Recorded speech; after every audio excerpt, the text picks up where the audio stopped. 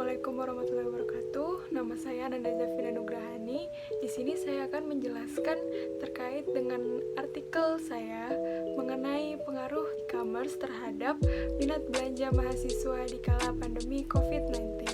Jadi, apa aja sih isi dari artikelnya dan struktur apa saja yang ada pada artikel tersebut? Yuk, simak videonya.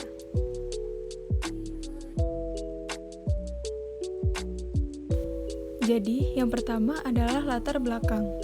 E-commerce merupakan kegiatan jual beli barang atau jasa melalui sebuah situs elektronik atau internet. Kegiatan tersebut telah marak dilakukan oleh semua kalangan, terutama mahasiswa.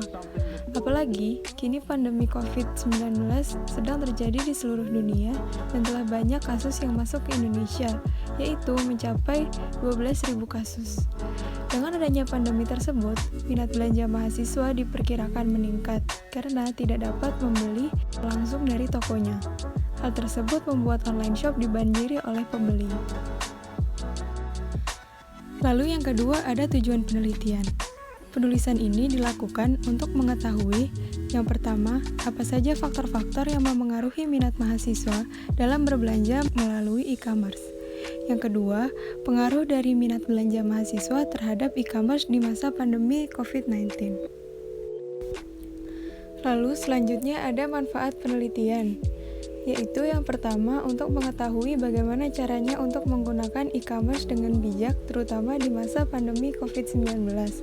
Serta yang kedua, memberikan solusi dari permasalahan yang terjadi dan memberikan informasi serta dapat menjadikan pembelajaran agar lebih peka terhadap permasalahan yang terjadi di Indonesia pada saat ini. Kemudian ada yang namanya tinjauan pustaka. Yang pertama, ini ada e-commerce. E-commerce adalah aktivitas penggunaan teknologi informasi dan komunikasi pengelolaan digital dalam melakukan transaksi bisnis untuk menciptakan hubungan antara penjual dan pembeli. Yang kedua, ada belanja.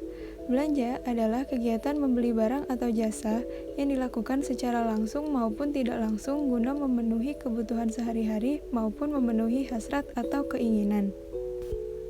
Yang terakhir ada COVID-19, yaitu kumpulan virus yang menginfeksi sistem pernafasan yang jika dibiarkan terlalu lama akan menyebabkan kematian dan telah terjadi di seluruh dunia, terutama di Indonesia itu sendiri. Nah, tinjauan pustaka ini saya ambil berdasarkan definisi yang sebelumnya telah saya kumpulkan.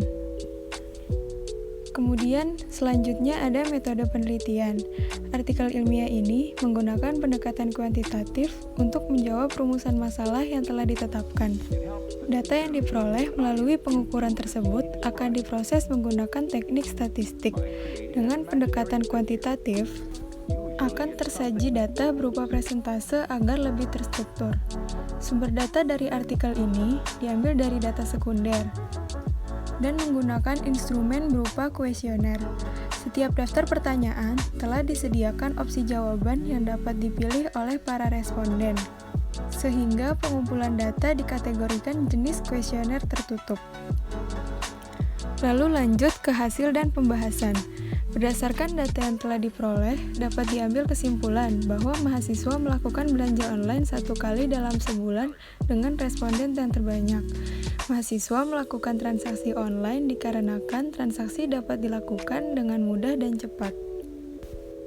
Sedangkan, pengaruh terhadap masa pandemi COVID-19, yaitu beberapa negara menerapkan kebijakan untuk memberlakukan lockdown dalam rangka mencegah penyebaran virus corona. Di Indonesia sendiri, diberlakukan kebijakan pembatasan sosial berskala besar atau yang biasa disebut PSBB untuk menekan penyebaran virus ini. Maka dari itu, minat belanja mahasiswa cenderung meningkat dengan membeli barang-barang sesuai kegemarannya untuk mengisi waktu luang.